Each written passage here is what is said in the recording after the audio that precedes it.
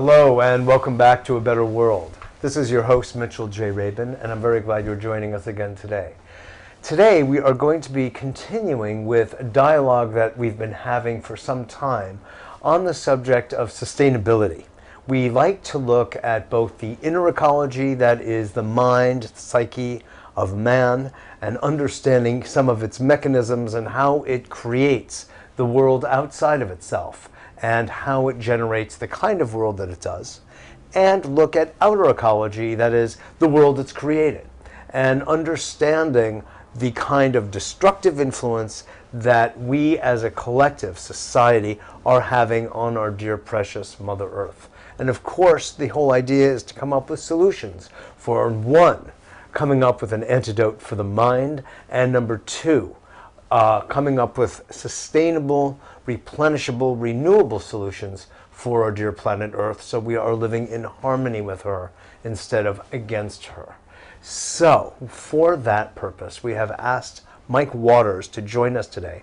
Mike is an expert in sustainability. He has been a consultant and a researcher for the past 7 to 8 years on these subjects. He's got an interesting background both in library science as well as in technology, and he's done very well in both, and he has really turned his attention to this area of sustainability and magnetizing, if you will, technologies that really can help to change the way we do business of living our lives on the surface of this beautiful earth.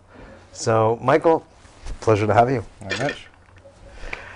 So, we look around, we see a plethora of issues about the way we deal with the earth. So we have what we refer to as global warming, as climate change, as just plain old, and those are a bit controversial actually. So let's just talk about pollution, contamination of our air, our soil, our water, and what is the level of crisis we're facing in your estimation, and then we'll get into sort of what we can do about it. Bad. It's bad. The doctor says it's bad. We have several converging crises, obviously. I think that's pretty evident to most people. Yes. You look at the climate, there's now droughts on every continent. There's still debate as to what's causing the climate issues, but we do have issues. Yeah, we have issues. Regardless of that debate, the biggest issue is pollution. But in terms of the crisis facing man, it does go beyond the environmental issues. It's very much linked to everything, of course, as we know. But let's just say that we are facing a global food crisis, a global water crisis, a global energy crisis, a resource crisis, and a health crisis. You know, and an economic crisis. And economics, of course, is primary. Yes. So what we see is, when we go back to one of my favorite areas, language, we see that the root of the word economics and ecology is the same, from the Greek word echo, Right. which relates to home. So the economics of home is the same as the economics of ecology. And there's been this crossover really in the rational, intelligent thinkers of at least this century, Paul Hawken being one, The Ecology of Commerce, showing that intelligent commerce is generated out of ecologically sensitive thinking. Mm-hmm. So I just want to hear what you might have to say about that and that linkage there. Well, it's a synergistic system. Too bad we don't have a synergistic word.